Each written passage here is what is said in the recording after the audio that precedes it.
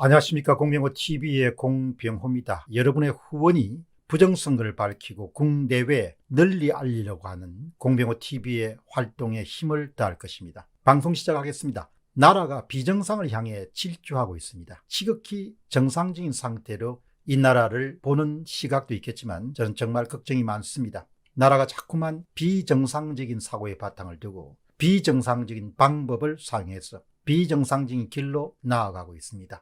이 나라를 이끄는 사람들은 지금 이 순간에도 스스로 비정상적인 일을 하고 있다는 그런 사실을 좀처럼 인정하려고 하지 않습니다. 비정상의 끝이, 비정상의 최후가 어디가 될지 너무나 확인합니다. 좀처럼 그 길을 고집하기를 포기하지 않는 이 나라의 집권 세력들을 볼 때면 정말 안타까운 마음을 금할 수가 없습니다. 첫 번째 질문은 IMF 아태국장의 경고입니다. IMF 아태국장으로 재임하고 있는 이창용 국장은 한국에서 공직자로 근무한 경험도 갖고 있고 그동안 오랜 기간 동안 국제금융기구에서 활동해온 전문가입니다. 5월 15일자 중앙일보와 가진 인터뷰에는 이 나라에 주는 묵직한 메시지를 담고 있습니다. 이창용 국장의 인터뷰 내용 가운데서도 특별히 세 대목에 주목하게 됩니다. 우리나라의 성장률이 둔화되고 있고 소득 분배가 악화될수록 현금 지원에 대한 국민들의 선호는 앞으로 더욱 커질 것이다. 경제가 어려울 때마다 현금을 살포를 주장하는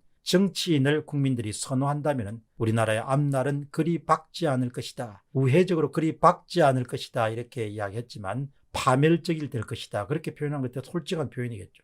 두 번째 포인트입니다. 한국과 같이 국제 통화를 갖지 못한 국가들이 선진국을 모방해서 너무 과도하게 통화평정이나 재정 확대로 대응하면 환율이 급등하거나 이자율이 올라서 코로나19 바이러스 위기가 경제 위기로 연결될 가능성이 있다. 자기 분수를 알아야 되는 것이죠. 자기 나라 화폐가 기축통화가 아닌데 돈 찍어서 경제 살리겠다. 돈 풀어서 경제 살리겠다. 이렇게 조급하게 마음을 먹으면 그냥 어려움을 겪을 수밖에 없습니다. 세 번째 포인트입니다. 안타깝고 불공평하게 느껴지지만 달러나 유로화 등 국제 통화를 쉽게 발행할 수 있는 선진국들은 뭐든지 하겠다. whatever it takes라는 식으로 과감하게 경기 부양 정책을 추진할 수 있다. 그러나 개도국은 부작용을 고려해서 최적의 조합과 규모를 찾아야 하는 한계가 있다. 자기 처지를 잘 알고 있어야 된다는 이야기입니다. 다음 질문은 포퓰리즘의 길입니다. 저는 제 생전에 내가 옳다고 생각한 것이 이렇게 무참하게 무너질 수 있다는 생각을 해본 적이 없습니다. 마땅히 선거는 공정해야 되고 선거 바로 며칠 전에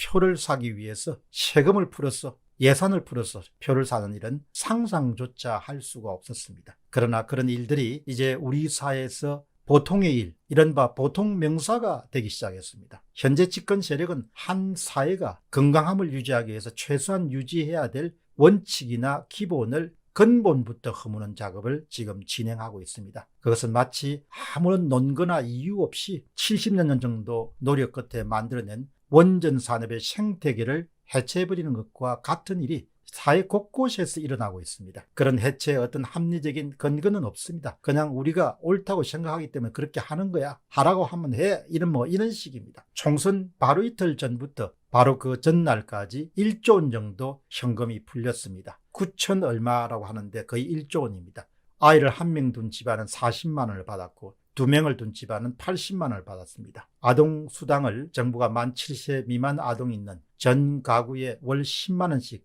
아동수당을 지금 지불하는 것과 전혀 별도로 40만 원씩 아이 한 명당 총 1조 원 정도의 상품권을 그런 주는 계획을 실행에 옮겼습니다. 명목은 코로나 피해 지원 차원에서 총선 아동수당 4개월치를 추가 지급하겠다는 것이고 지급 시점은 바로 총선 이틀 전 13일과 14일 양일에 걸쳐 실시됐습니다. 현금 살포 총선, 세금 살포 총선, 예산 살포 총선, 이런 것은 우리 사회가 아무리 선거를 앞두고도 그런 해서 안 되는 그런 검기를 깨뜨린 정권은 한 정권도 없었습니다. 그러나 이번 문재인 정권은 그런 검기를 우리 사회가 오랫동안 지켜왔던 그런 검기를 무참하게 다 깨버렸습니다. 현금을 하루 전날, 이틀 전날 1조 원 정도의 상품권을 풀어서 표를 매수하는 그런 아주 거친 선거 개입을 단행한 겁니다. 공직자 선거법 제230조 1항에서 5항은 정당의 후보자 추천 관련한 매수에 관한 내용을 아주 상세하게 규정하고 있습니다. 대통령 이하 행정부가 검품살포를 통해서 부정선거를 행한 것으로밖에 해석할 수가 없습니다. 최소한도로 지켜야 될 검도라는 것이 무너지는 우리 사회를 보면서 정말 안타까운 그런 마음뿐입니다. 공병호 TV의 공병호였습니다. 감사합니다.